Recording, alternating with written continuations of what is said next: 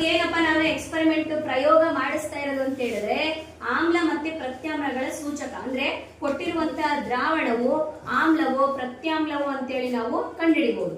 ಯಾವ್ದ್ರಿಂದ? ಸೂಚಕಗಳು ಅಂತ ಹೇಳಿದ್ರೆ ಕೊಟ್ಟಿರುವಂತಹ ದ್ರಾವಣವನ್ನ ಆಮ್ಲವೋ ಪ್ರತ್ಯಾಮ್ಲವೋ ಅಂತ ಕಂಡುಹಿಡಿಯಲು ಬಳಸುವಂತ ವಸ್ತುವನ್ನು ಸೂಚಕ ಅಂತ ಹೇಳಿ ಕರಿತೀವಿ. ಈ ಸೂಚಕಗಳಲ್ಲಿ ಎರಡು ವಿಧ ಇದೆ. ಯಾವ್ಯಾವುದು? ನೈಸರ್ಗಿಕ ಸೂಚಕ ಮತ್ತೆ ರಾಸಾಯನಿಕ ಸೂಚಕ. ನೈಸರ್ಗಿಕ ಸೂಚಕ, ರಾಸಾಯನಿಕ ಸೂಚಕಕ್ಕೆ ಉದಾಹರಣೆ ಫಿನಾಪ್ತಲೀನ್, ಇದು ಕೆಮಿಕಲ್. ಅರ್ಥ ಆಗ್ತಿದ್ಯಾ? ಅದೇ ತರ ನೈಸರ್ಗಿಕ ಸೂಚಕ ಅಂದ್ರೆ ಏನಪ್ಪಾ ಅಂತ ಹೇಳಿದ್ರೆ ನೈಸರ್ಗಿಕವಾಗಿ ಸಿಗುವಂತ ವಸ್ತುಗಳನ್ನೇ ಬಳಸಿ ನಾವು ಆಮ್ಲವೋ ಪ್ರತ್ಯಾಮ್ಲವೋ ಕಂಡುಹಿಡಿಬಹುದು. ಯಾವ್ಯಾವಪ್ಪ ಅವು ಅಂತ ಹೇಳಿದ್ರೆ ನೋಡಿ, ಇಲ್ಲೇ ಬರ್ತಿದೀನಿ. ಲಿಟ್ಮಸ್ ಪೇಪರ್, ಅರಿಶಿಣ, ದಾಸವಾಳದು, ಗುಲಾಬಿ ಹೂ ಮತ್ತೆ ಕೆಂಪು ಕೋಸು. ಲಿಟ್ಮಸ್ ಪೇಪರ್ ನಿಮಗೆ ಗೊತ್ತಿದೆ ಆಲ್ರೆಡಿ. ಲಿಟ್ಮಸ್ ಪೇಪರ್ ಅನ್ನ ಯಾವ್ದ್ರಿಂದ ತಯಾರಿಸ್ತಾರೆ? ಕಲ್ಲು ಹೂವಿನಿಂದ ತಯಾರಿಸ್ತಾರೆ. ರೆಡ್ ಮತ್ತೆ ಬ್ಲೂ, ಕೆಂಪು ಮತ್ತೆ ನೀಲಿ ಎರಡು ಕಲರ್ ಲಿಟ್ಮಸ್ ಪೇಪರ್ ಗಳಿರುತ್ತೆ. ನೀಲಿ ಕಲರ್ ಲಿಟ್ಮಸ್ ಪೇಪರ್ ನ ಎದ್ದಿದ್ರೆ ಅದು ನೀಲಿಯಾಗೆ ಉಳಿದ್ರೆ ಅದು ಪ್ರತ್ಯಾಮ್ಲ. ಕೆಂಪು ಕಲರ್ ಲಿಟ್ಮಸ್ ಪೇಪರ್ ನ ಎದ್ದಿದ್ರೆ ಅದು ನೀಲಿಯಾಗಿ ಬದಲಾದ್ರೆ ಅದು ಪ್ರತ್ಯಾಮ್ಲ. ಅರ್ಥ ಆಗ್ತಿದ್ಯಾ? ಈಗ ನೀಲಿ ಲಿಟ್ಮಸ್ ಪೇಪರ್ ತಗೊಂಡಿದ್ದಾಗ ಅದು ನೀಲಿಯಾಗಿ ಉಳಿದ್ರೆ ಪ್ರತ್ಯಾಮ್ಲ, ಕೆಂಪಾಗಿ ಬದಲಾದ್ರೆ ಪ್ರತ್ಯಾಮ್ಲ, ಸಾರಿ ಆಮ್ಲ. ಅದೇ ಕೆಂಪು ಲಿಟ್ಮಸ್ ಪೇಪರ್ ತಗೊಂಡು ಅದು ಕೆಂಪಾಗಿ ಉಳಿದ್ರೆ ಆಮ್ಲ, ಕೆಂಪು ಇದ್ದದ್ದು ನೀಲಿಯಾಗಿ ಬದಲಾದ್ರೆ ಪ್ರತ್ಯಾಮ್ಲ. ಅದೇ ತರ ನಾವು ಲಿಟ್ಮಸ್ ಪೇಪರ್ ತರನೇ ಇನ್ನೇನೇನು ಬಳಸಬಹುದು ನೋಡಿ. ಅರಿಶಿಣವನ್ನ ಬಳಸಬಹುದು. ಯಾವ್ದಾಗಿ? ಸೂಚಕವಾಗಿ ಗುಲಾಬಿದು, ದಾಸವಾಳದ ಹೂವಿನ ರಸ, ಇದನ್ನು ಕೂಡ ಬಳಸಬಹುದು. ಇದು ಗುಲಾಬಿ ಹೂವಿನ ರಸ, ಇದನ್ನು ಕೂಡ ನಾವು ಏನ್ ಮಾಡಿ ಸೂಚಕವಾಗಿ ಬಳಸಬಹುದು. ಹಾಗಿದ್ರೆ ಇವತ್ತಿನ ಎಕ್ಸ್ಪೆರಿಮೆಂಟ್ ಗೆ ನಾವು ಏನೇನ್ ತಗೊಂಡಿದೀವಪ್ಪ ಅಂತ ಹೇಳಿದ್ರೆ ನನಗೆ ಗೊತ್ತಿಲ್ಲ ಇವಾಗ ಏನೇನಿದೆ ಅಂತ ಹೇಳಿ. ಅದ್ರಲ್ಲಿ ಕಲರ್ ಚೇಂಜ್ ಆಗುತ್ತೆ. ಕಲರ್ ಚೇಂಜ್ ಆದಾಗ ನಮಗೆ ಗೊತ್ತಾಗುತ್ತೆ ಅದು ಆಮ್ಲವೋ ಪ್ರತ್ಯಾಮ್ಲವೋ ಅಂತ ಹೇಳಿ. ನೋಡಿ, ಇದೇನು ನಿಂಬೆಹಣ್ಣು. ಏನ್ ರುಚಿ ಇರುತ್ತೆ? ಇದ್ರೆ ಏನದು? ಆಮ್ಲ. ಇದೇನು? ರುಚಿ ಇರುತ್ತೆ. ಇದ್ರೆ ಏನು? ಆಮ್ಲ. ಇಲ್ಲಿ ಸುಣ್ಣ ಮತ್ತೆ ಚಾಕ್ಲೇಟ್ ಇಟ್ಟಿದ್ದೀನಿ, ಇವೇನು? ಈಗ ನಾವು ಅದೇ ದ್ರಾವಣಗಳನ್ನ ಇಲ್ಲಿ ರೆಡಿ ಮಾಡಿ ಇಟ್ಟಿದೀವಿ. ಅದು ಏನಾಗಿ ಬದಲಾಗುತ್ತೆ ಅದರಿಂದ ನಾವು ಕಂಡುಹಿಡ್ಕೋಬಹುದು ಆಮ್ಲನೋ ಪ್ರತ್ಯಾಮ್ಲನೋ ಅಂತೇಳಿ. ನೋಡಿ, ಇದೇನು ಅಂತ ಹೇಳಿದ್ರೆ ಇದೇನು ಅಂತ ನಾನು ಹೇಳಲ್ಲ, ಆದ್ರೆ ಏನಾಗಿ ಬದಲಾಗುತ್ತೆ ಅಂತ ಹೇಳ್ತೀನಿ. ಅದೇನು ಅಂತ ನೀವು ಹೇಳ್ಬೇಕು. ಇದೊಂದು ದ್ರಾವಣ. ಇವಾಗ ನಾವೇನ್ ಮಾಡ್ತಾ ಇದೀವಿ, ಇವನ್ ಏನಂತ ಕರೀತಾರಪ್ಪ ಅಂತ ಹೇಳಿದ್ರೆ ಟೆಸ್ಟ್ ಟ್ಯೂಬ್ ಅಂತ ಹೇಳಿ ಕರೀತಾರೆ. ಇದನ್ನ ಟೆಸ್ಟ್ ಟ್ಯೂಬ್ ಸ್ಟ್ಯಾಂಡ್ ಅಂತ ಹೇಳಿ ಕರೀತಾರೆ. ಇದನ್ನ ಕೋನಿಕಲ್ ಫ್ಲಾಸ್ಕ್ ಅಂತಾರೆ. ಏನಂತಾರೆ? Conical flask. ಇದನ್ನ ರೌಂಡ್ ಬಾಟಮ್ಡ್ ಫ್ಲಾಸ್ಕ್ ಅಂತಾರೆ. ಏನಂತಾರೆ? ರೌಂಡ್ ಬಾಟಮ್ ರೌಂಡ್ ಇದೆ ತಾನೆ, ಅದಕ್ಕೆ ಇದನ್ನ ರೌಂಡ್ ಬಾಟಮ್ ಫ್ಲಾಸ್ಕ್ ಅಂತ ಹೇಳಿ ಕರೀತಾರೆ. ಇವನ್ನ ಬೀಕರ್ ಗಳು ಅಂತಾರೆ. ಏನಿದು ಬೀಕರ್? ಏನಿದು ಬೀಕರ್? ನಾವಿವಾಗ ಟೆಸ್ಟ್ ಟ್ಯೂಬ್ ಅನ್ನ ತಗೊಳ್ತಾ ಇದೀವಿ. ಕನ್ನಡದಲ್ಲಿ ಪ್ರಣಾಳ ಅಂತಾರೆ, ಇಂಗ್ಲಿಷ್ ಅಲ್ಲಿ ಟೆಸ್ಟ್ ಟ್ಯೂಬ್ ಅಂತಾರೆ. ಇದು ದೊಡ್ಡ ಟೆಸ್ಟ್ ಟ್ಯೂಬ್, ಸಣ್ಣ ಟೆಸ್ಟ್ ಟ್ಯೂಬ್. ಇದಕ್ಕೆ ಇವಾಗ ನಾನು ಏನ್ ಮಾಡ್ತಾ ಇದೀನಿ, ಇದ್ರೊಳಗೆ ಏನ್ ತಗೊಂಡಿದ್ದೀನಿ ಅಂತ ಹೇಳೋಣ ಅಂತ ಹೇಳಿದೆ. ನಾನು ತಗೊಂಡೆ, ಆದ್ರೆ ಏನು ಬದಲಾಗತ್ತೆ ಅಂತ ಹೇಳಿದ್ರೆ ಇದು ಆಸಿಡ್ ಆಗಿದ್ರೆ ಅರಿಶಿಣವನ್ನ ಸೂಚಕವಾಗಿ ಬಳಸ್ತಾ ಇದ್ದೀನಿ. ಆಸಿಡ್ ಆಗಿದ್ರೆ ಅರಿಶಿಣ ಕಲರೇ ಇರುತ್ತೆ. ಪ್ರತ್ಯಾಮ್ಲ ಆದ್ರೆ ಬೇಸ್ ಆದ್ರೆ ಅರಿಶಿಣ ಕಲರ್ ರೆಡ್ ಕಲರ್ ಆಗಿ ಬದಲಾಗುತ್ತೆ. ನೋಡೋಣ.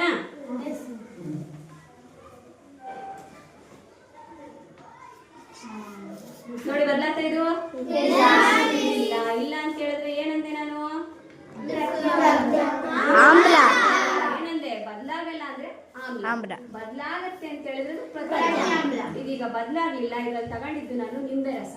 ನಿಂಬೆ ರಸ ಅಂದ್ರೆ ಏನು? ನೋಡಿ, ಇದನ್ನ ನಾವು ಸೂಚಕವಾಗಿ ಬಳಸಬಹುದಾಗಿದ್ರೆ ಈಗ ಅದನ್ನೇ ಪ್ರತ್ಯಾಮ್ಲಕ್ಕಾಗಿ ತೋರಿಸ್ತೀನಿ ನಾನು ನಿಮಗೆ.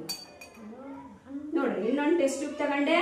ಈಗ ಪ್ರತ್ಯಾಮ್ಲವನ್ನ ತಗೊಳ್ತೀನಿ. ಯಾವ ಪ್ರತ್ಯಾಮ್ಲ ಅಂತ ಹೇಳಲ್ಲ ನಿಮಗೆ, ಆಮೇಲೆ ಹೇಳ್ತೀನಿ. ಮಾಡಿ ತೋರಿಸಿ ಹೇಳ್ತೀನಿ ಏನದು ಅಂತ.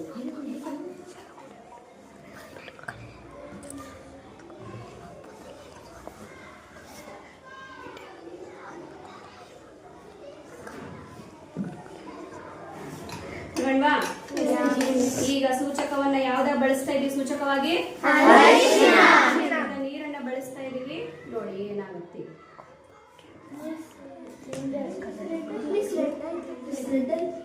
ನೋಡ್ರಿ, ಇದ್ಯಾವ ಕಲರ್ ಇದೆ, ಇದ್ಯಾವ ಕಲರ್ ಇದೆ.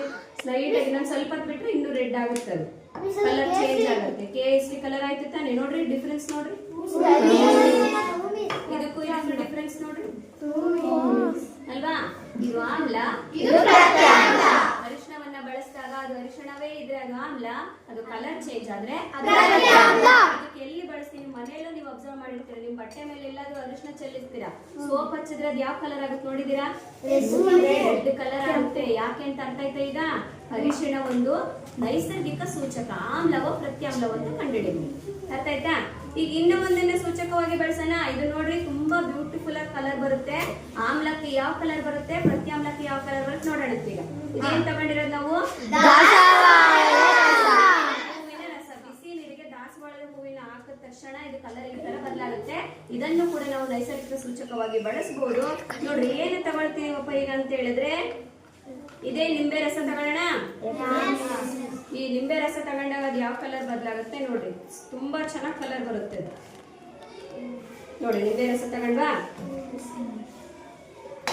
ಏನ್ ಹಾಕೋಣ ಇದಕ್ಕೆ? ಏನ್ ಕಲರ್ ಆಗಿ ಬದಲಾಗುತ್ತೆ?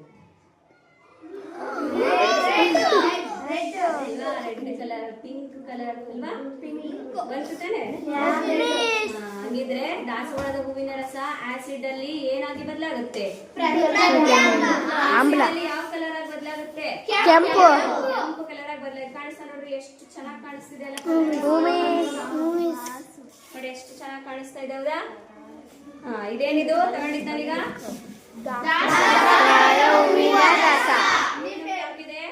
ನಿಂಬೆ ರಸ. ಆಸಿಡ್ ತಾನೆ? ಆಸಿಡ್ ಅಲ್ಲಿ ಈ ಕಲರ್ ಆಯ್ತು. ಈಗ ಬೇಸ್ ಅಲ್ಲಿ ನೋಡೋಣ. ಬೇಸ್ ಅಂತ ಹೇಳಿದ್ರೆ ಏನು?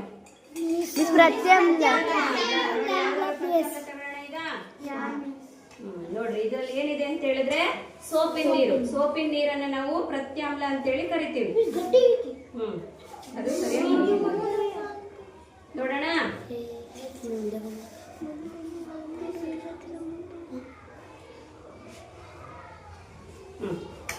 ಈಗ ಸೋಪಿನ ನೀರು ತಗೊಂಡೆ,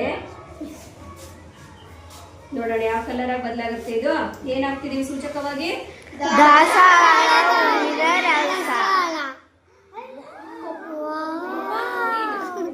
ಗ್ರೀನ್. ಯಾವ ಕಲರ್ ಆಗಿ ಬದಲಾಗುತ್ತೆ? ಗ್ರೀನ್ ಕಲರ್ ಆಗಿ ಬದಲಾಗ್ತದೆ.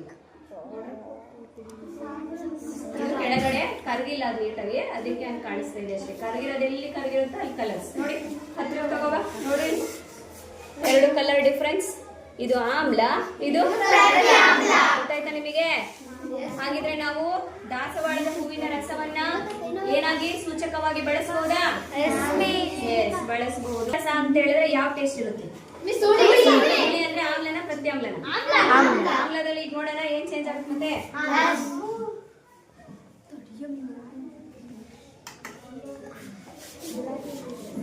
ಯಾವ್ದಕ್ಕನೀಗ ಗುಲಾಬಿ ಹೂವಿನ ರಸ ಹಾಕ್ಲಾ?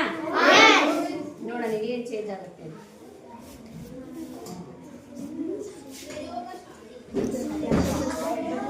ನೋಡ್ರಿ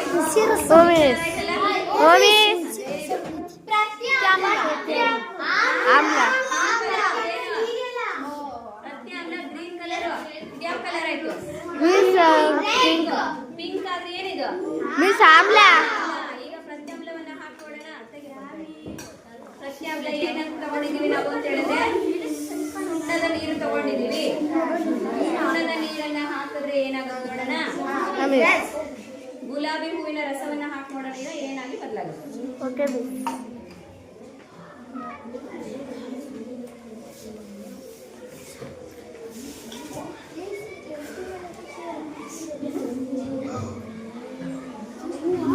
This green.